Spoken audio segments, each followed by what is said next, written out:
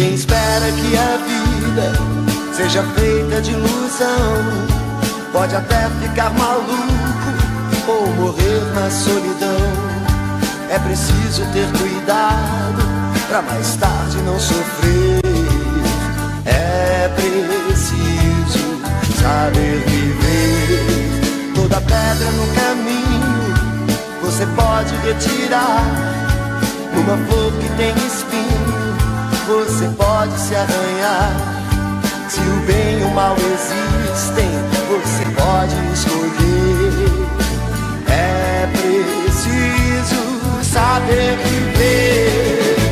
É preciso saber viver. É preciso saber viver. É preciso saber viver. Saber viver.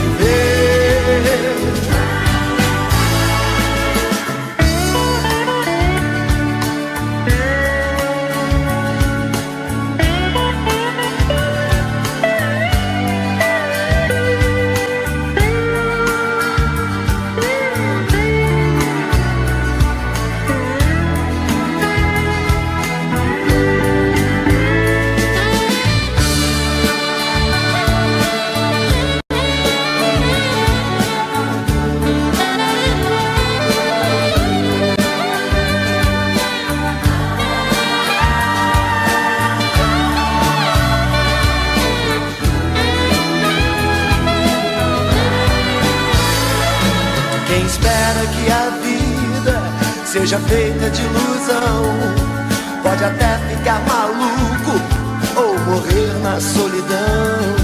É preciso ter cuidado pra mais tarde não sofrer. É preciso saber viver. Toda pedra no caminho você pode retirar. Uma flor que tem espinho você pode se arranhar. Se o bem e o mal existem, você pode escolher. É preciso saber viver. É preciso saber viver. É preciso saber viver. É preciso saber viver.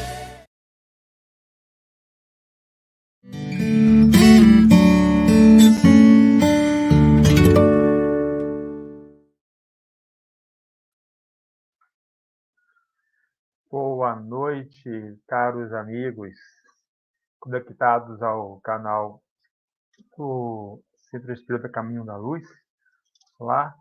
E hoje vamos ter, como todas as terças-feiras, o nosso estudo da obra, eu peguei Filho de Deus, né, da Joana de Ângeles, esse livrinho aqui.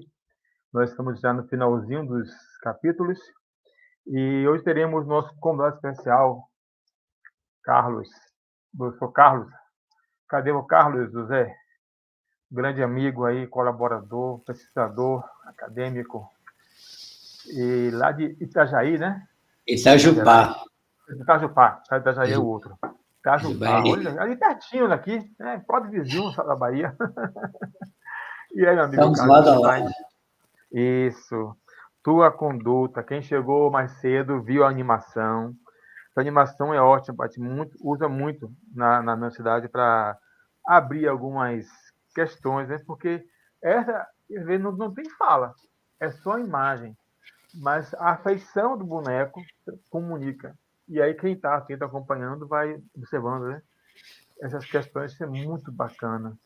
Eu tive história, meu filho está crescendo nessa época das animações, então eu ouvi Procurando Nemo, o Wall-E, Era do Gelo, 1, 2, 3, 4, 5 mil, Shrek. Então, foi aprendendo muito com esses desenhos de animações. É fantástico, né? Muito bem. Tua conduta, né, Carlos Gomes? Tua conduta.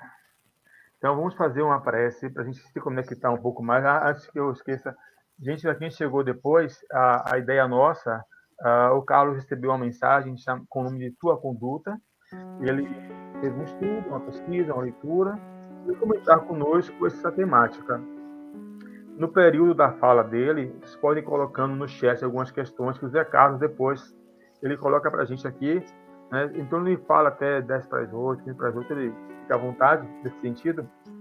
Dialogamos um pouquinho, porque às vezes o diálogo tira uma dúvida, esclarece uma questão que ficou em aberto durante a fala do nosso convidado. Então vamos sintonizar um pouco mais, como diz Peixinho, né?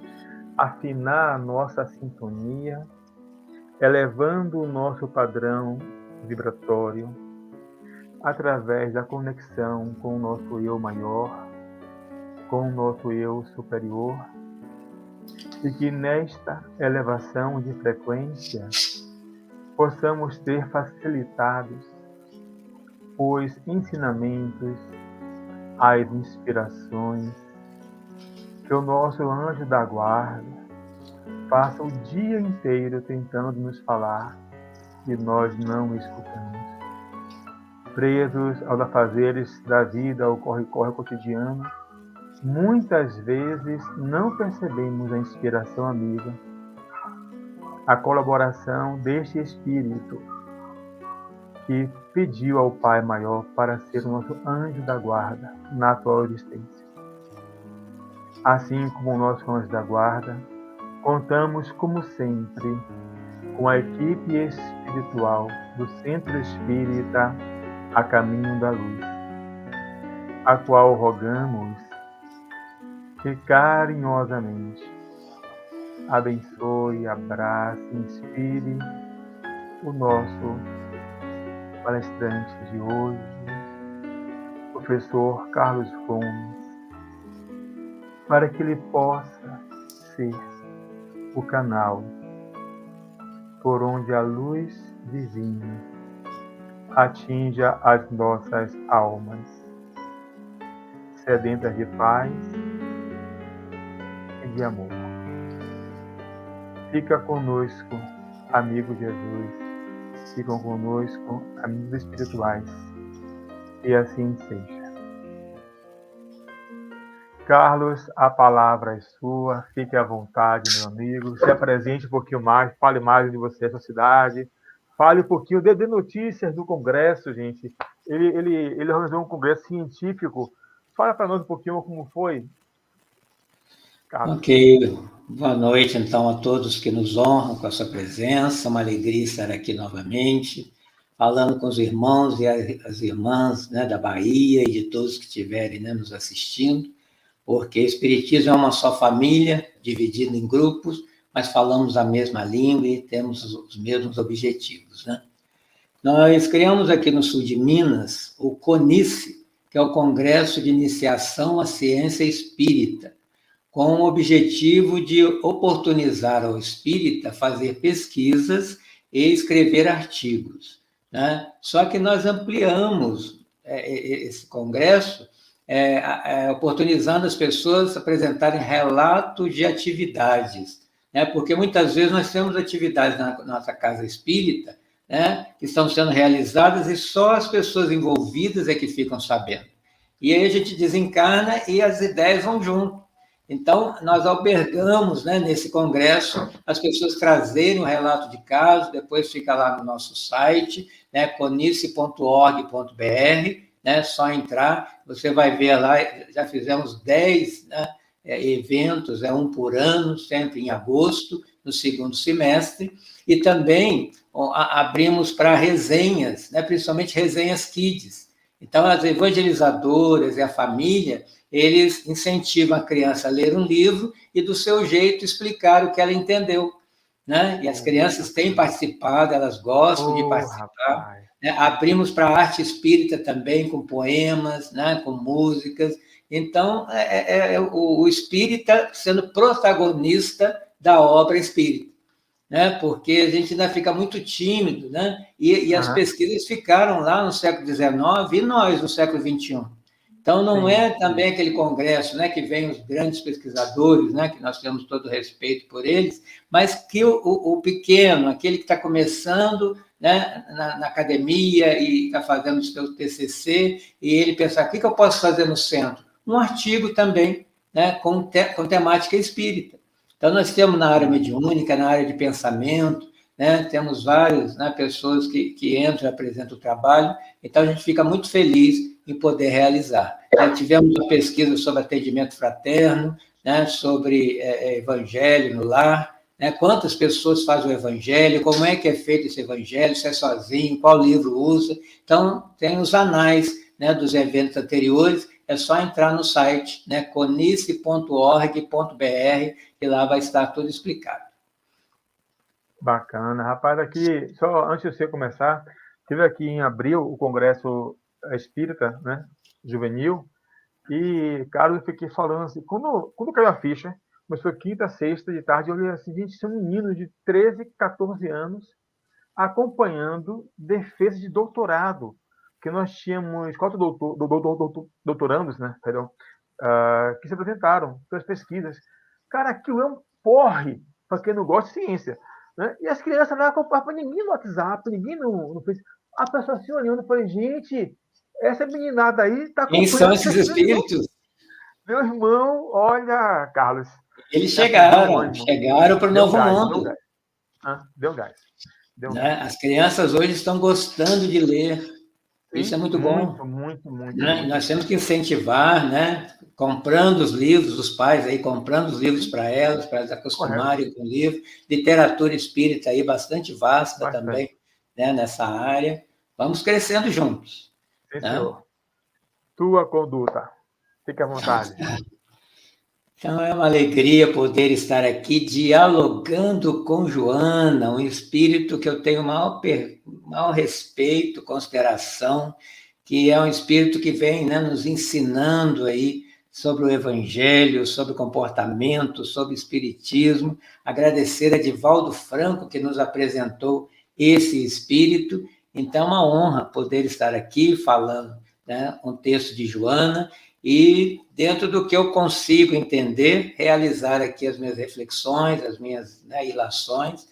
E eu acho bastante interessante um espírito superior, né, Emmanuel, Bezerra, Joana, que eles não perdem tempo em uma palavra, né? Tudo que eles escrevem, né, através dos médiuns, nós temos que parar um tempo ao ler, né? Porque tudo se encadeia, tudo se encaixa, tudo é uma mensagem profunda, né? Veja, o livro se chama Filho de Deus, né? E a mensagem se chama Tua Conduta. Olha só, então, né, o que ela pode estar querendo nos dizer? Ô Filho de Deus, como é que anda a sua conduta? Ou como é a conduta de um filho de Deus, que somos todos nós? Então, eles conseguem, né? É o Evangelho, o Espiritismo, comportamento, em títulos, né? E Emmanuel também faz muito bem isso, né, nos seus livros de mensagens. Então, começamos pelo título, né? Vamos pensar em conduta, vamos pensar no que nós somos, filhos do amor, filhos de Deus, não vamos esquecer nisso no nosso comportamento, na nossa conduta. Então, ela começa nos dizendo: onde estejas, encontram-se tesouros inimagináveis, aguardando as tuas mãos ativas. Na primeira frase do texto, ela já nos convida a ter uma conduta de trabalho, né? As nossas mãos precisam estar ativas, trabalhando nesse tesouro que são os recursos do planeta onde nós estamos, no local que estivermos, com as pessoas que estivermos. Nós somos os artífices, nós somos os trabalhadores, os eleitos para estarmos aqui agora, né? Século XXI, no Brasil, nessa cidade, para um trabalho, né? Então, ela começa, como, né, o Leon Denis faz muito bem isso também, nos chamando a atenção para o entorno, nos chamando a atenção para a natureza, para o cenário, que muitas vezes né, no afã do dia a dia, não prestamos atenção em coisas menores, mas significativas, né? Ela pede para olharmos para a terra, para o solo, terra generosa, né, onde dorme uma rica seara, né? Então, olha quanto trabalho tem na terra aqui para arar, para semear, para produzir, né? Então, essa conduta ela está nos chamando ao trabalho. Pede para olharmos também para o córrego cantante.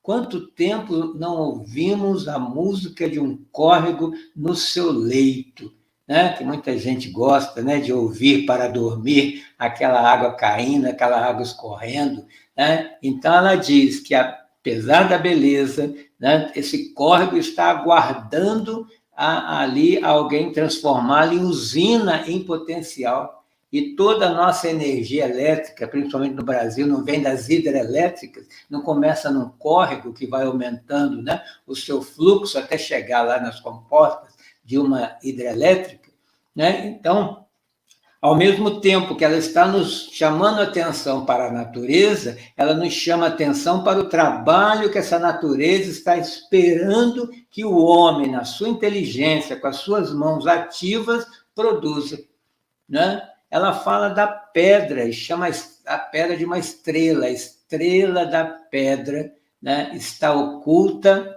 a coluna, né? Às vezes a gente não considera a pedra, mas ela é que sustenta, né, os grandes edifícios, é a coluna, né? E tudo isso está aguardando ser transformado através do trabalho. Então, o solo espera o arado, aguarda a semente que o homem vai, né, plantar ali, né? A corrente de água, né, necessita da adequada canalização, que o homem já aprendeu isso na engenharia, no seu racional, na sua inteligência. A pedra fica esperando para que ela seja talhada, né? O talhe para o fim a que se destina, né? O escultor sabe muito bem fazer isso, né? Um objeto de arte, a partir do barro, a partir da cerâmica, a partir da pedra, né?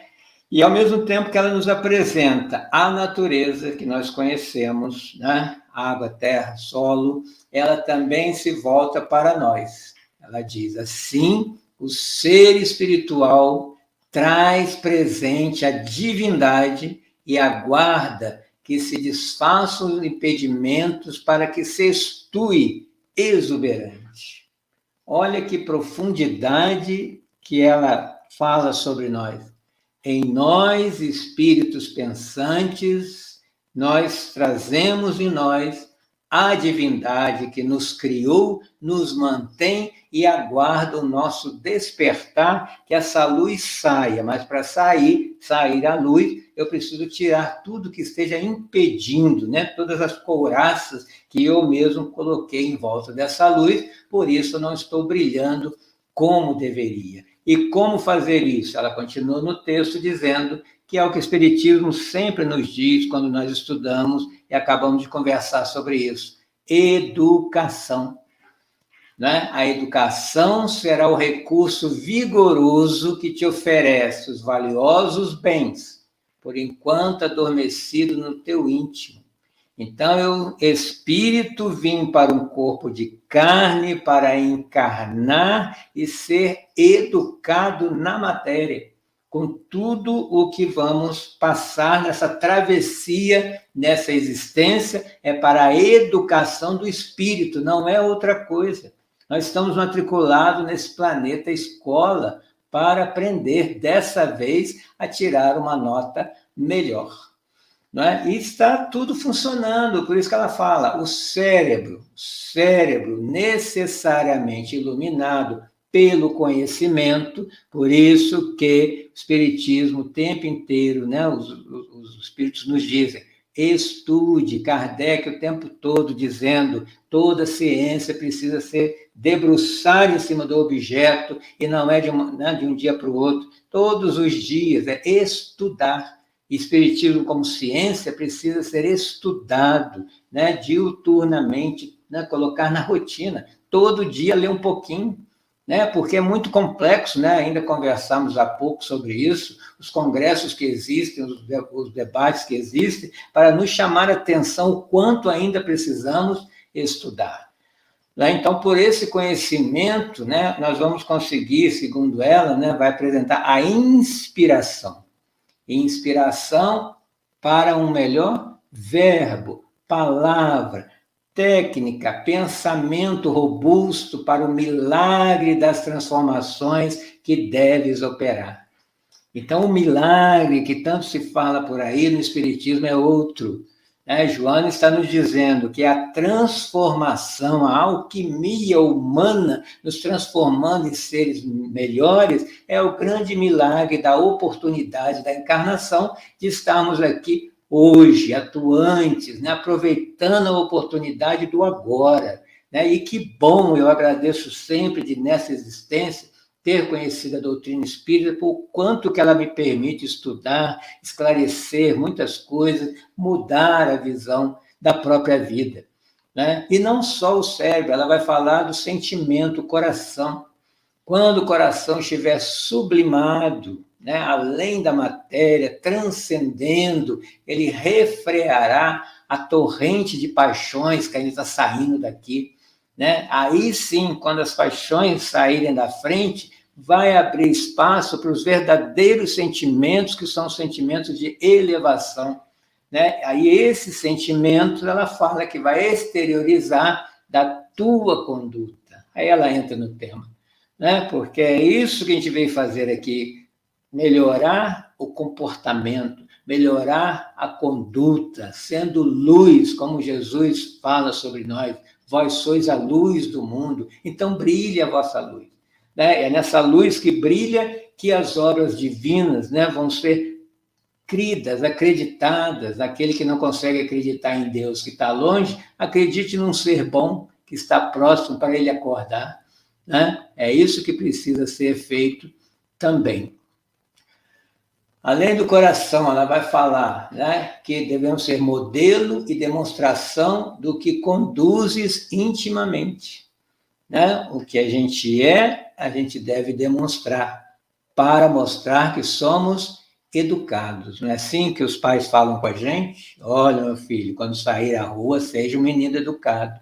Né? Porque recebe em casa e deve, né, mostrar e exteriorizar isso na rua. Deus espera isso de nós, e Joana vem nos reforçar que precisamos nos educar e no dia a dia mostrar que somos educados, verdadeiramente educados. E ela vai nos mostrar agora o instrumento, dor e trabalho. Né? A dor e o trabalho sejam considerados os maravilhosos cooperadores do teu crescimento. Que religião que fala isso para a gente, né? Que valoriza a dor, valoriza o trabalho e mostra que esse é o instrumento que nós temos em mãos, todos nós, sem exceção, para o crescimento. Não é ficar esperando, né, cair alguma coisa do céu, ouvir o, sei lá, cada um fala de um jeito, mas o Espiritismo nos coloca como agentes, né, da ação, né, nos coloca como protagonistas, né? Então, ela termina o texto dizendo que a bondade e o amor, né, esses são os tesouros que devemos conquistar, e estamos caminhando para isso. Constituam-te os operadores da tua renovação. Só nos sentiremos renovados quando a bondade e o amor fizerem parte do nosso ser diariamente. Porque de vez em quando a gente sente que é bom, sente que ama, né? Mas diariamente, o tempo inteiro, não ser outra coisa, não ser bom e amoroso. Né? Então, essa é a luta que devemos, né, conquistar no final, a bondade e o amor, a fim de que, em todos os momentos, a tua conduta, de novo ela repete, reflita os teus ideais e eles sejam a tua vida, em nome do bem incessante que fulge à frente e desejas repartir com toda a humanidade, que aprendas a amar e desejas servir desde agora.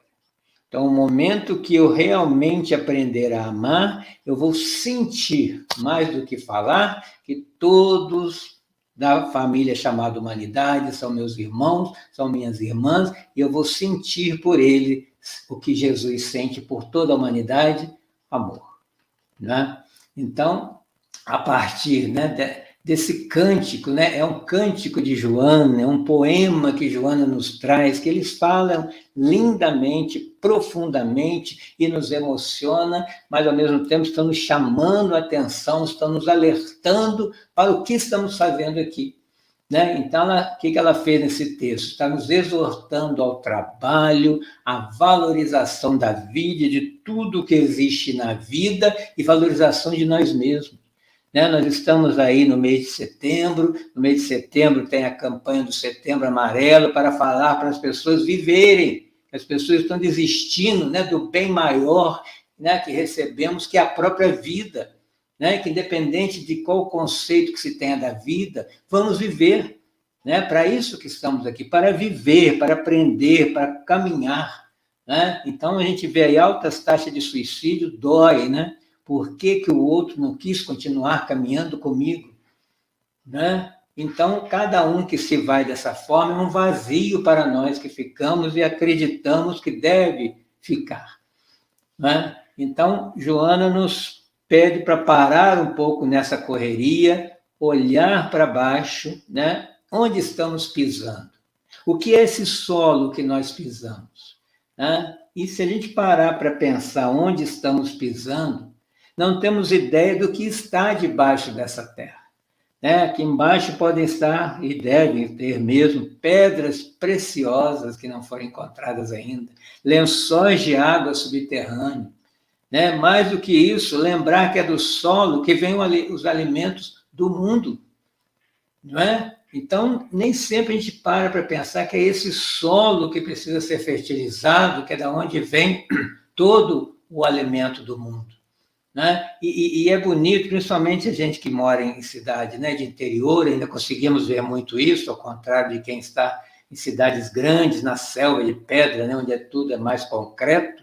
A gente vê o lavrador ali, ó, e até mesmo nas escolas, né, os professores ensinando, uma semente se coloca na terra, né, e aquela semente vai absorver a água, vai absorver os sais minerais, vai ser energizada pela luz do sol, e ali começa uma transformação, um metabolismo celular, transformando em moléculas maiores, né, transformando em açúcar para adoçar a nossa vida, para nos energizar, para manter a nossa vida com as macromoléculas que nos constituem e que são o nosso alimento diário. Mas é tudo invisível, é tudo microscópico, então a gente vive como se isso não fosse uma realidade. É isso que Joana está nos chamando a atenção, a meu ver. Olha as coisas simples da vida e como elas são importantíssimas, cada um na sua função, né? Então, e aí fazendo uma analogia em relação ao solo, nós também podemos ser, ou pensar que somos, esse solo. E Jesus, a semente lançada por Deus na terra para germinar nesse solo aqui, ó, germinar em nós e brotar, né? Não um açúcar, mas brotar um alimento chamado amor.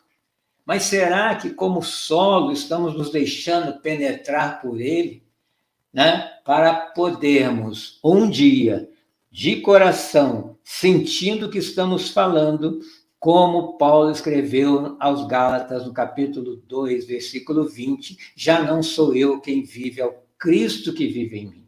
Então, ele adubou essa semente, né, fez com que ela brotasse, e ele não foi outra pessoa a não ser o Cristo falando, ele e Cristo, uma coisa só. Nós também estamos chegando nesse ponto, desde que saibamos, né, cuidar dessa semente, regar para que ela dê frutos, né?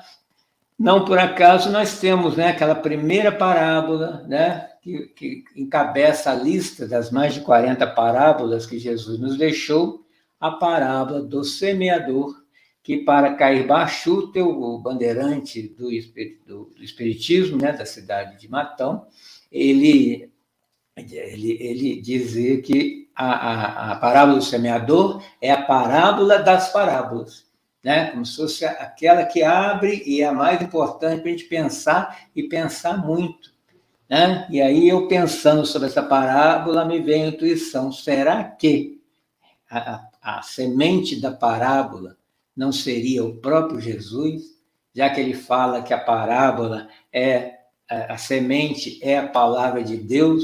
Aí João começa o seu capítulo dizendo que o verbo se fez carne, né? Isso aí é assunto para a gente conversar mais para frente, né? Então, nós temos que pensar, onde estivermos, com quem estivermos, há um tesouro em nós a ser explorado. Há uma palavra para ser dita que eleva o outro. Um olhar terno, né, como o olhar de Jesus, para ser oferecido. Um olhar de acolhimento, não de julgamento, que muitas vezes nós olhamos assim para o outro. E quando fazemos, né, em nossas casas espíritas, um atendimento fraterno, a pessoa vai ali, ela conta da sua intimidade, ela fala dos seus problemas mais íntimos, ela se abre, ela abre o seu coração para nós e olha nos nossos olhos, né? Então, o nosso olhar é que nos entrega. Nós estamos ouvindo no atendimento fraterno, né, com um olhar de compreensão, né, ou de julgamento. Isso é muito importante do dia a dia, né? Como é que nós recebemos a fala do outro no olhar? Porque ele é lido, né? Somos lidos no olhar, né? E nem sempre o olhar está de acordo com o que falamos. Aí entra a discriminação, o preconceito, as desigualdades sociais, né? Que começa no olhar. Querem um exemplo? Há pessoas que dizem assim, não, eu não sou racista, né, no nosso país. Não tem nada longe de mim ter preconceito racial, né, preconceito de cor de pele. Tudo bem. E aí essa pessoa vai a um médico, e ela está ali na antessala, né, esperando o médico para atendê-la, ela não conhece o médico. De repente sai o médico e ele é negro. O seu olhar continua o mesmo, né? Ou será que ela será condenada pelo próprio olhar? E nós, espíritas, passamos por isso também, né? Eu passo, com certeza, vocês também. Quando estamos conversando do Evangelho de Jesus, aí a pessoa fica empolgada com a gente e pergunta, qual a sua religião? Aí a gente fala, espírita, o olhar da pessoa murcha, né? Já pensaram nisso? Já passaram por isso? Né? Aí aqui está como é que as pessoas se entregam no olhar. Né? E lembrando, né, que na espiritualidade tudo é transparente. Né? A espiritualidade lê o nosso coração, os nossos sentimentos. E na espiritualidade, no perispírito, né, é o espelho dos nossos pensamentos. Por isso que não dá para mentir. Né? Então, quando Joana pede para nós olharmos a água, nos faz pensar também como seria a vida sem água. Né? E se é tão importante, né, o planeta tudo é água, por que não estamos preservando como deveríamos? Né? Quando olhamos para um rio, nós olhamos o rio e lembramos que é essa água do rio que sai das nossas torneiras. Muitas vezes a criança não sabe disso. Né? Eu dei aula em quinta série, aula de ciências, e quando eu falava isso, havia uma surpresa na criança. Às vezes eu levava até o grupo para olhar o rio. Eu disse, olha essa água aqui, precisamos preservar, né? Porque ela vai entrar na nossa casa. Então é nossa obrigação conservar o rio limpo, não jogar lixo nos rios. Né? Como é que está a nossa conduta ecológica? Conduta de preservação. Porque somos nós que habitamos esse mundo, essa é a nossa casa. Estamos cuidando da nossa casa, né? Para nos preparar para esse mundo que o Espírito tanto fala, que é o mundo de regeneração, porque nesse mundo onde nós estamos pleiteando uma vaga, lá existe um espírito ecológico. Né? Lá as pessoas se preocupam com o meio ambiente. Então precisamos nos preparar para ir para esse mundo. E é nos educando. Porque tem espírita que pensa que o mundo de regeneração vai vir pronto, é só a gente entrar. Né? Não, nós estamos construindo esse mundo porque ele vai ser aqui na Terra. Né? É a Terra que vai se transformar num mundo de regeneração, na mudança de pensamento dos habitantes que somos nós. Não vamos pular no mundo que já está pronto de regeneração. Esse é o outro pessoal. Então, estamos nos educando para essa vaga nesse mundo, ou para continuar nesse planeta que vai melhorar. Parece que não, mas vai melhorar. Estamos em transição, estamos em transformação, estamos em reforma, mas ele está melhorando sim, porque é um planejamento divino, não é nosso, e é no tempo de Deus. E mesmo que a gente não consiga a vaga para ficar aqui, no mundo de regeneração, se a gente continuar no mundo de provas e expiações, que a gente possa dar o nosso melhor. Né? Então, essa mudança precisa vir de dentro para fora. Por isso que todos esses médios, o Divaldo escrevendo mais de 200 livros, o Chico Xavier, mais de 400 livros, Allan Kardec, mais de 30 livros, contando com a Revista Espírita e muitos que outros nem conhecem. Para quê? Para nos educar, são as cartilhas que eles trazem para a gente se educar para conseguirmos lugares melhores. Né? Então, como é que estamos observando a natureza? Como é que estamos observando uma pedra? Uma pedra não vale nada? Quem já observou uma construção civil sabe a importância das pedras para se fazer uma coluna de concreto. Então, cada pedra tem a sua função, cada átomo tem a sua função, tudo que Deus criou tem função, tem um propósito. Só que olhamos isoladamente e não temos uma visão de conjunto. Então, são recursos que existem aí que o homem, com a sua inteligência, vai saber aproveitar. Então, a gente vê o escultor do barro, da cerâmica, que peças lindas ele consegue fazer. E às vezes a gente vê, não é só barro, isso aí não serve para nada. E ele consegue, com a sua inteligência, fazer daquilo o belo, para nos encantar. E todos nós precisamos olhar as pessoas não como pedras, como se elas não tivessem função e utilidade. E às vezes a gente vê esses comentários, Nossa, fulano não faz nada, está perdendo a encarnação. Quem somos nós para falar isso? Será que não está faltando oportunidade para que essa pessoa desenvolva o seu potencial? Será que essa inferioridade que nós estamos falando e olhando dessa forma não está vindo do nosso preconceito, da nossa falta de ajudar? Nós que estamos aqui, né, já com um avanço de tempo nessa existência, quantas vezes nós precisamos de ajuda, né, e as pessoas nos ajudaram a passar pelos problemas para que a gente deixasse de ser pedra, né? Então, nós vamos nos melhorando e pessoas vêm nos ajudar e todos vamos crescendo juntos, né? Um auxiliando o outro, é isso, é assim que a gente cresce, não sozinho, né? A pedra sozinha é uma coisa, no coletivo ela tem outra função. Então, quando uma pessoa tem alguma dificuldade, né, na escola, no trabalho, na vida, o que seja, tem alguns que vão dizer, vão jogar para baixo, né? Realmente isso não é para você, né? Você não consegue, faz outra coisa, né? Ficamos sabendo de um caso aqui de um professor na nossa região, dando aula no ensino médio, com, né, jovens, né, muitos egressos de famílias mais simples, e ele fala na sala de aula que eles só entrarão na faculdade para varrer a sala de aula.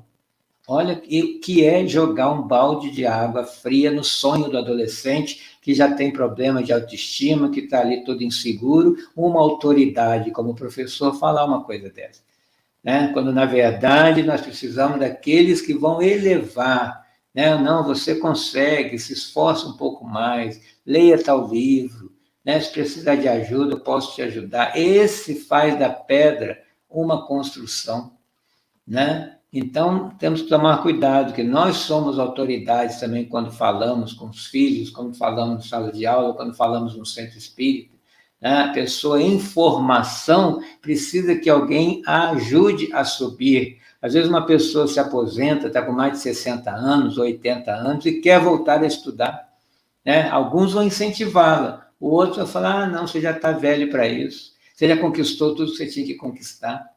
Então, como é que está a nossa conduta em relação ao sonho do outro, né? E Joana vai nos dizer no texto que tudo isso que está à nossa volta aguarda a ação transformadora do trabalho.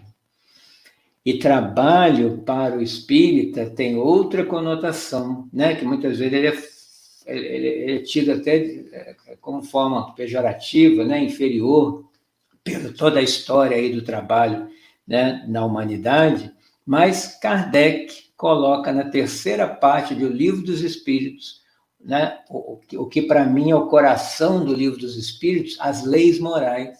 E o que é lei é para ser feito, é para ser obedecido. E no meio das leis morais ele coloca a lei do trabalho. Por quê? Já se indagaram sobre isso? Né? O trabalho é moralizador, é nosso compromisso. Então, Joana está nos mostrando que tudo na natureza trabalha. E os espíritos falavam isso a Kardec. Toda ocupação útil é trabalho, né? E nós somos co-criadores desse mundo que não está pronto. O mundo não está acabado, está em construção, está em processo, e nós juntos, nós também não estamos prontos nem acabados, né? E os recursos estão aí. Não vem nada de fora a não ser a luz, né? Tudo que precisamos já está no planeta.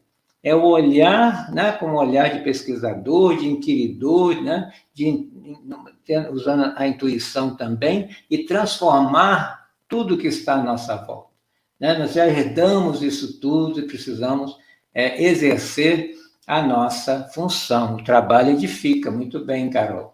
Né? É isso que precisamos entender, e não é trabalhar só pelo dinheiro, né? Numa sociedade capitalista, a pessoa quer trabalhar para o dinheiro, mas o dinheiro é meio, não é fim, né? É meio de se conquistar alguma coisa, mas o que se aprende, né, num trabalho, na convivência, na capacidade de desenvolver talentos, né, na disciplina, na obediência de horário, na obediência de um patrão, é a construção do espírito.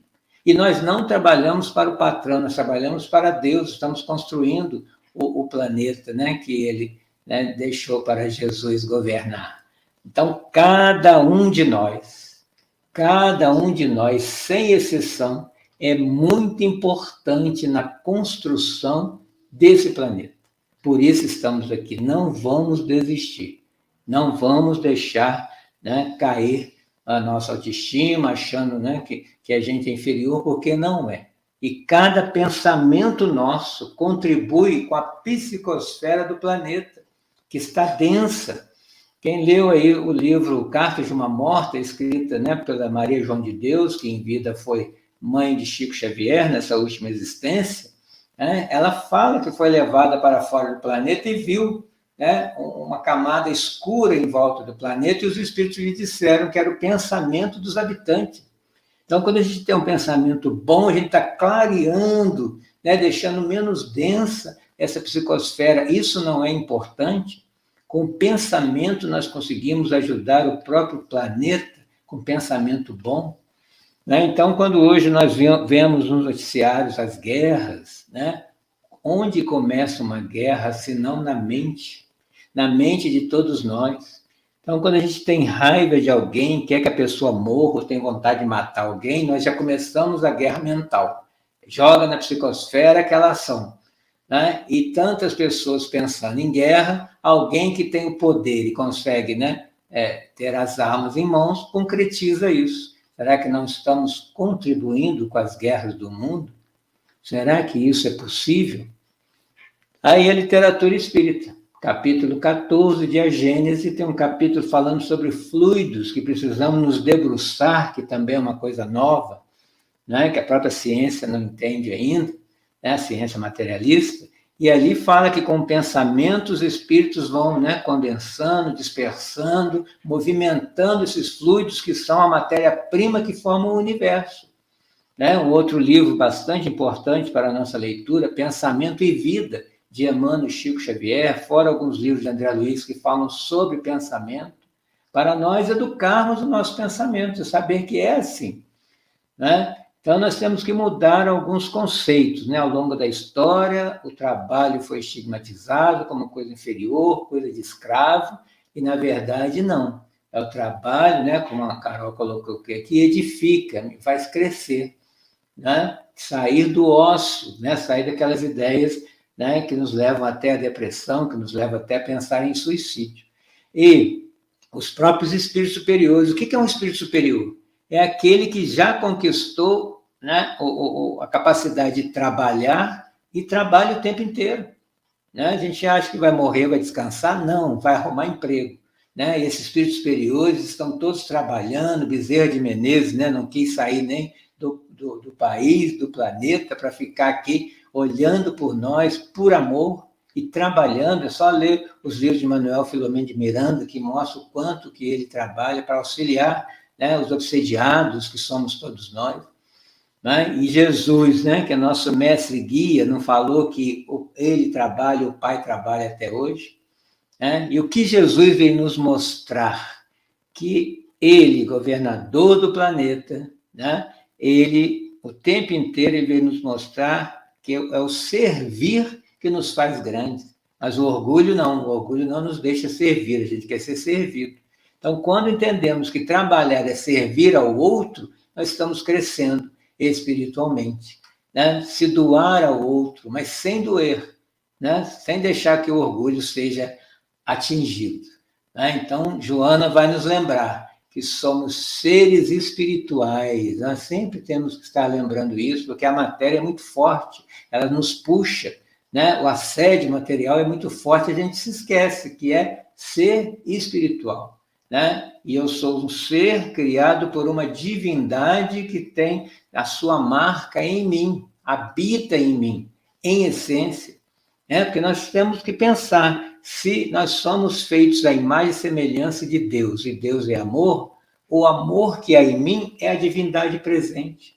Né? Agora, para isso sair, né, nós precisamos tirar aquilo que está atrapalhando a luz. Orgulho, vaidade e egoísmo, que ainda são fortes. O primarismo, o primitivismo, né? Já que viemos de um mundo primitivo para esse segundo mundo na escala evolutiva, ainda tem muito de primitivo, de instinto em mim, que eu preciso me educar, né? Mudar as maneiras, começando pela mudança no pensamento. Como é que se faz isso? Estudando. Está aí a vasta literatura espírita, orando, pedindo força, né? O Washington acabou de pedir aqui força para o anjo de guarda, isso, ele nos ajuda, nos inspira, né? Nos dão ideias para a gente poder caminhar no lugar certo, porque estamos matriculados nesse planeta escola para aprender. Aprender o quê? A ser bom. Como é que se aprende a ser bom? Fazendo o bem. Não é? Então, é na convivência com tudo e com todos que vamos despertar o homem novo, retirar de nós o homem velho, cheio de maus hábitos, porque milênios, né? Com um tipo de comportamento, Joana fala também de rotina em outro livro, e vamos criar novos hábitos, novos comportamentos inspirados nos grandes. Vamos ver a vida de Bezerra de Menezes, de Amália Domingos Soler, né? de Anália Franco, tantos estão aí para... né, que a sua vida seja lida, que é um exemplo, né, e olhar a vida como Deus nos vê, um espírito em evolução, em processo, não está acabado, não está pronto ainda. Então, quando o coração estiver sublimado, nós conseguiremos reter, né, essa torrente de paixões que ainda saem, e ela vai dar espaço, né, para um sentimento bom. Né? Então, o amor que precisamos conquistar, né, é um processo que estamos cada dia experienciando, né, nessa sociedade que tem pressa. Pressa do quê?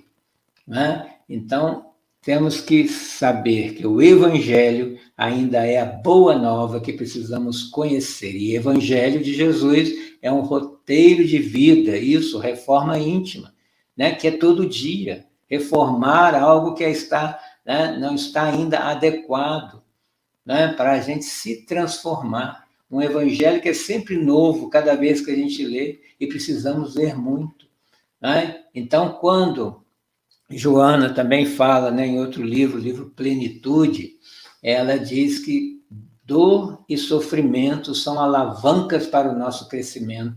Então, não vamos ter medo da dor, não vamos ter medo dos problemas que podemos olhar como desafios, né? É esse desafio que devemos ensinar aos jovens, né, que estão enfrentando alguns problemas, achando que está acabando o mundo, quer se matar. Não, ele está sendo desafiado na sua inteligência a superar a si mesmo e essas situações efêmeras, temporárias que ele está vivendo. Né? Nós todos, né, passamos pela adolescência, aqueles problemas pareciam não ter fim. Acabaram, vieram outros, mas agora a gente está maior do que eles. Né? E o último parágrafo de Joana, dizendo: a bondade e o amor constituem-te os operadores da tua renovação, a fim de que, em todos os momentos, a tua conduta reflita os teus ideais e eles sejam a tua vida em nome do bem. O bem incessante que fulge à frente e desejas repartir com toda a humanidade, que aprendes a amar e desejas servir desde agora. Né? E quando fala do bem, a gente vai lembrar do capítulo, né, 17 do Evangelho segundo o Espiritismo, que fala do homem de bem, no capítulo Sede Perfeito, para termos a ideia o que devemos saber. Então, concluindo, se queremos aprender a amar, que saibamos aprender a servir como Cristo nos ensinou, a todos, a tudo e a todo momento, incansavelmente, porque é isso que Jesus espera de nós, isso que ele veio fazer como o único mestre que pisou aqui na escola da Terra.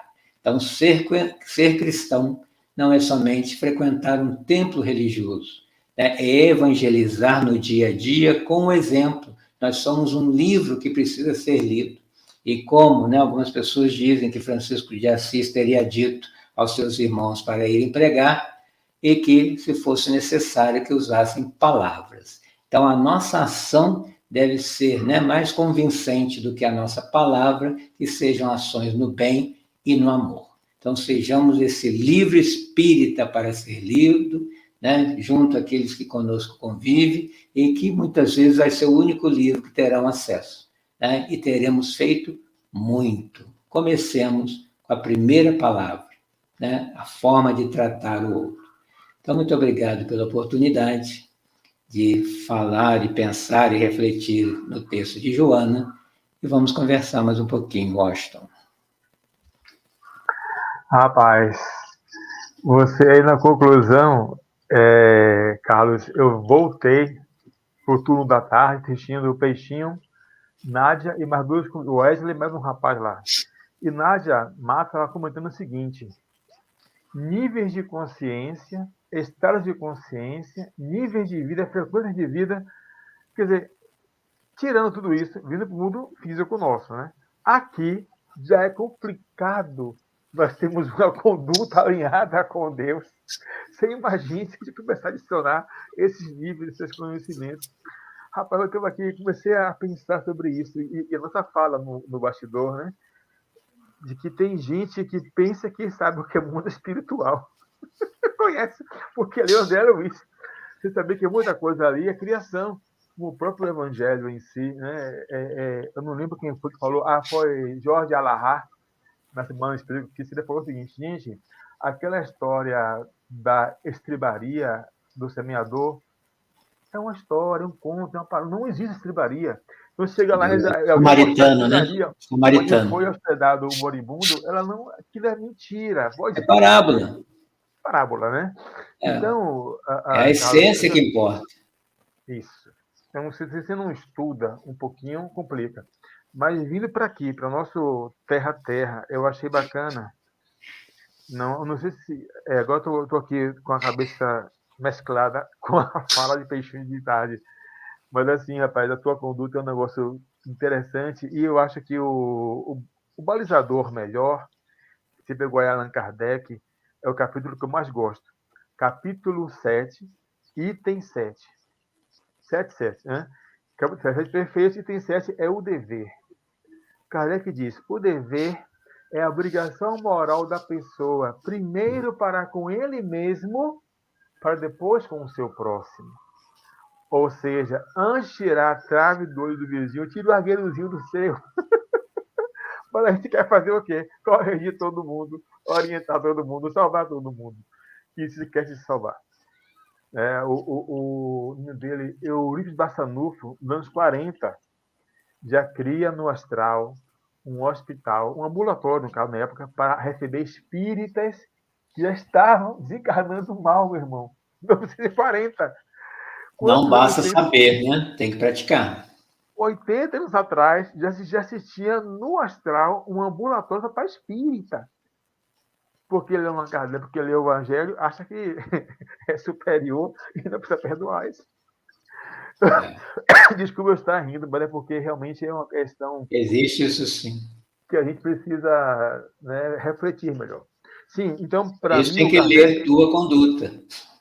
Sim, claro, quando ele fala hoje melhor do que ontem e amanhã melhor do que hoje. Eu acho que esse é um balizador, Carlos, você que faz pesquisa, que estuda, interessante. Porque o doutor Elvio, não sei se chegou a conhecê-lo, ele diz o seguinte, que o autoconhecimento é uma ferramenta para você não repetir os mesmos erros.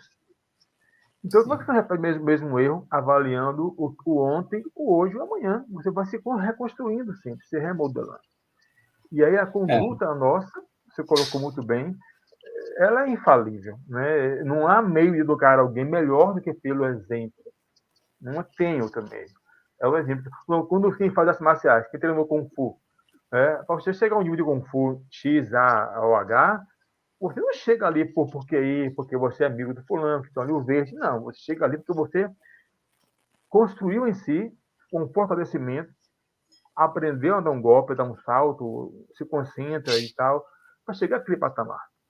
Entende? Então, a conduta nossa realmente. E assim, Carlos, eu estou rindo porque faz muito espírita passando aqui na mente com Jeb, Congresso Espírita.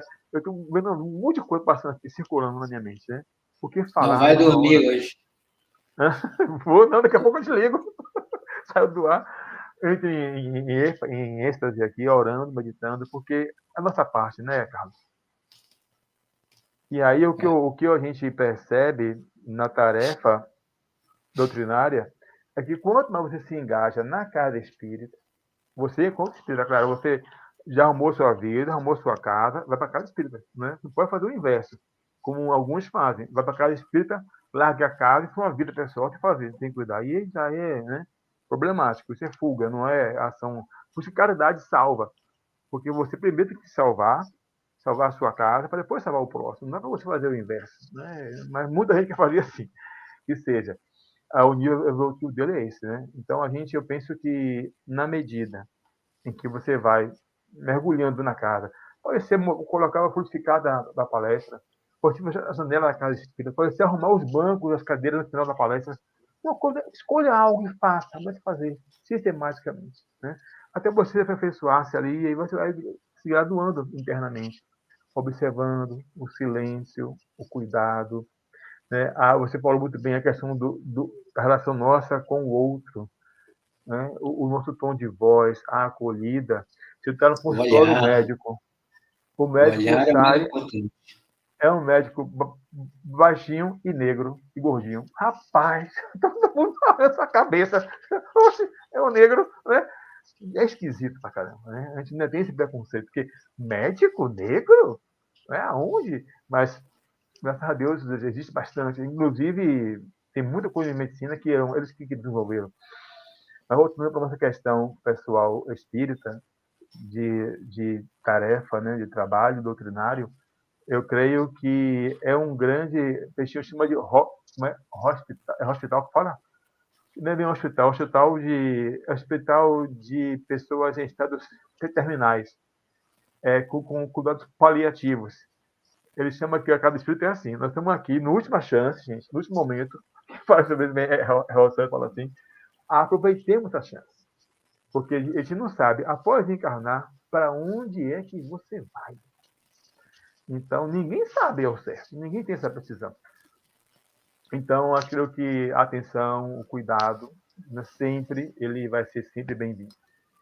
E aí, Carlos, eu gostaria de convidá-lo para, se não se importa muito, concluir a sua fala. Eu não vi questão aqui no chat, nenhuma pergunta. As pessoas estão refletindo sobre a conduta em si, né, como fazer. Então, se despede da gente, para a gente, e faz nossa prece, por favor, Carlos. Então, eu quero agradecer mais uma vez a oportunidade de estar com os amigos virtuais, né? Na pandemia fizemos vários amigos virtuais, né? Irmãos Bacana. Do coração, que a gente vê que não precisa estar na presença física para esse sentimento aflorar e nos unir, porque é isso que Deus espera de nós.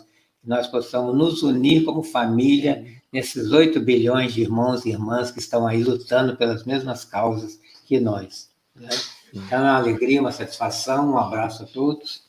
E vamos pensar, mais do que pensar, vamos sentir esse brilho que há em nós, que vem do brilho maior de Deus. Quando Jesus vem nos exortar a brilhar a nossa luz, é não esquecer de onde viemos. Viemos do amor de Deus.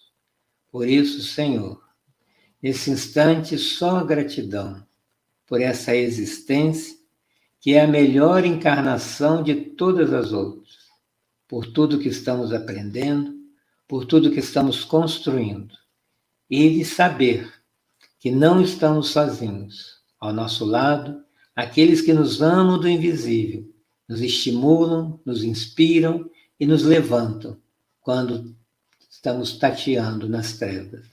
Que essa luz possa chegar aos hospitais, as pessoas que estão desistindo da vida, aqueles que tateiam nas sombras dos umbrais, né, no ressentimento, na mágoa, na vingança, e possam sentir esse brilho, querer brilhar no amor e aprender a amar. Graças a Deus. Assim seja, meu amigo. Obrigado, gente. Obrigado, Zé Carlos.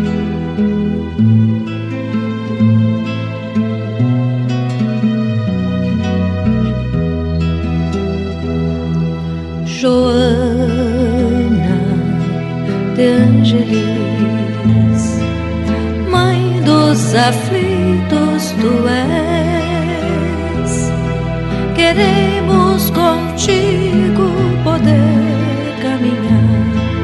Tu és bondade, tu és mansidão, guarda-nos, Joana, sempre em seu coração semblante reflete a luz, luz radiante que vem de Jesus. Queremos contigo estar, doce mentora, vem nos guiar. Joana de Ângeles, Mãe dos aflitos tu és, queremos contigo poder caminhar. Tu és bondade, tu és mansidão, guarda-nos, Joana, sempre em seu coração, balsamizando as dores. Joana, sempre estás trazendo para os enfermos a tua luz, a tua paz. Joana de Ângeles, Mãe dos aflitos tu és, queremos contigo poder caminhar. Tu és bondade, tu és mansidão, guarda-nos, Joana, sempre em seu coração, guarda-nos, Joana, sempre em seu coração. Joana de